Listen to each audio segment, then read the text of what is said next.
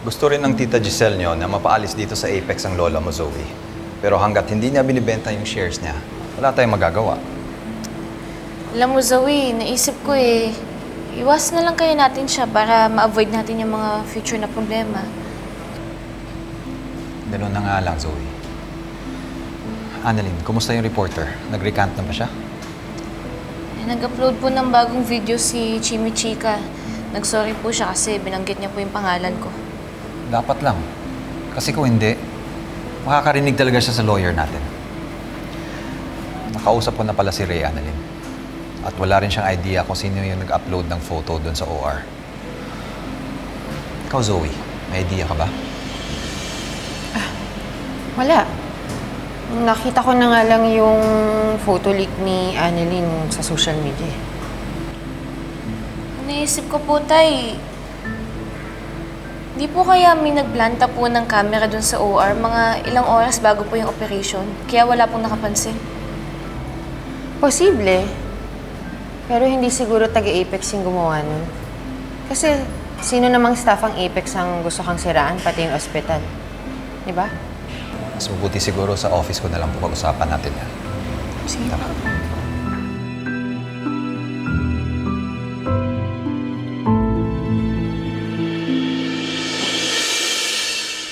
Ano nangyari dito?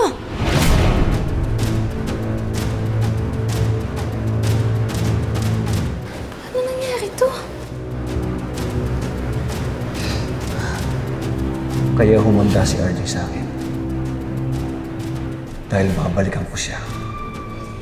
Hindi siya pwedeng masaya. Papatayin ko siya. At buburahin ko siya sa buhay namin ni Lynette.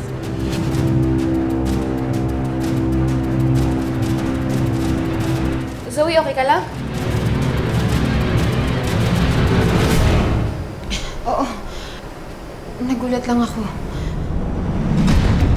Sino kayang gumawa nito?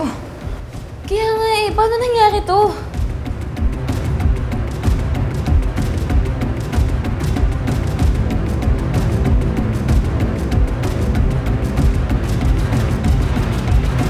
Dahil ano po hinahanap niyo? May nawawala po ba?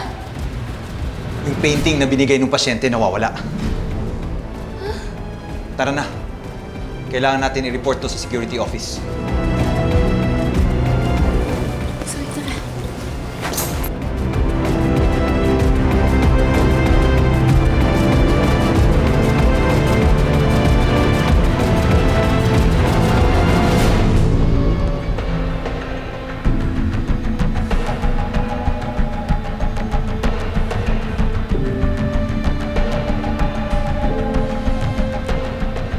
Makakaganti rin ako silang todo, RJ.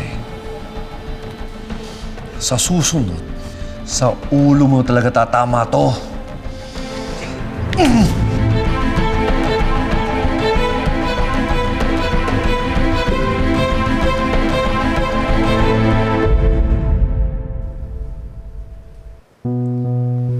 RJ, grabe namang ginawa dito sa opisina mo. Sino may gawa nito? Hindi ko nga alam eh. Nangyari dito?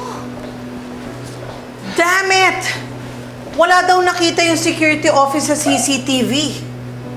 Pero ang sabi nila kung sino daw ang may gawa nito, tiyak na talagang pamilyar sa Apex. Sino pa bang may galit sa'yo bukod kay Carlos? Hindi ko nga alam eh. Wala na naman si Moira. Pwede yung nanay ni Moira, pero parang kay ate siya galit eh, hindi naman sa akin. Ako, may alam ako. Sino po? Yung anak ko, si Justin.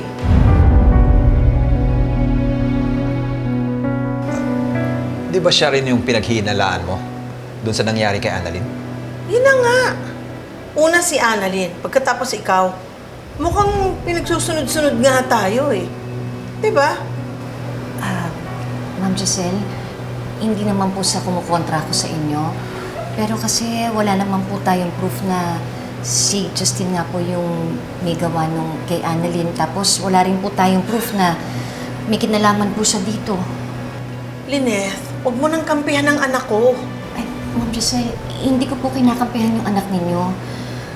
Baka lang po kasi maling tao yung pinagbibintangan natin. Lynette, muntik niya na nga tayong ipapatay sa yatin, di ba? I know her. This is her work.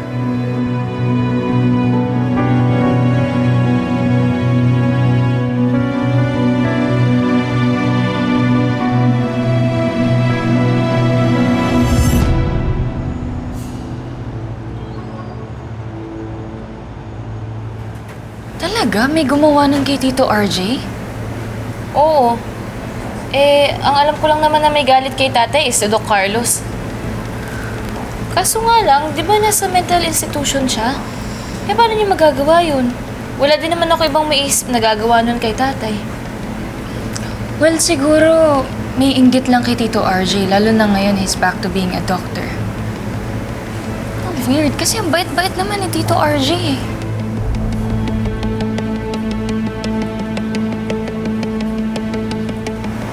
Annalyn.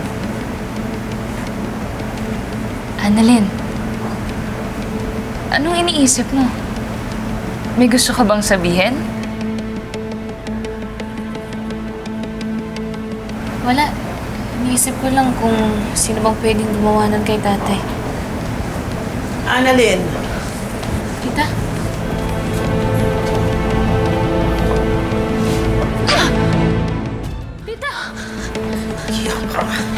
Ano ba? Bakit ka biglang nananampal? do you really need to ask me? You attacked Annalyn when you released that picture from the OR. And then you vandalized the office of Abeng.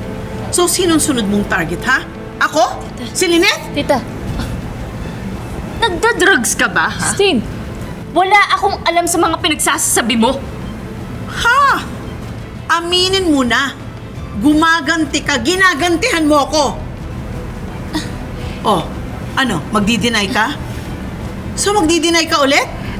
Tama na po, please. Yes or no? Tama na po, please. Just like you denied that you were embezzling money from Apex. Just like you denied na nakikipagsabwatang ka kay Moira. Hindi nga! Hindi ako ang nag-release ng photo ni Annalyn. At mas lalong wala akong kinalaman sa nangyari sa office ni Tito RJ. Bakit ko gagawin sa kanya yun? Ang bait-bait sa akin ni Tito RJ. Justine. Annalyn, sinabi mo ba sa kanya na magkikita tayo? Hindi. Alam mo naman na malapit lang to sa Apex eh, di ba? Pwede ba? Huwag mo ang ibabaling kay Annalyn ng sisi kasi ikaw ang gumawa ng mali. Sinabi ng hindi nga ako! Bakit? Ako lang ba kaaway nyo, ha? Stop blaming me for everything! Ikaw, I thought you were my friend. Excuse me. Justine!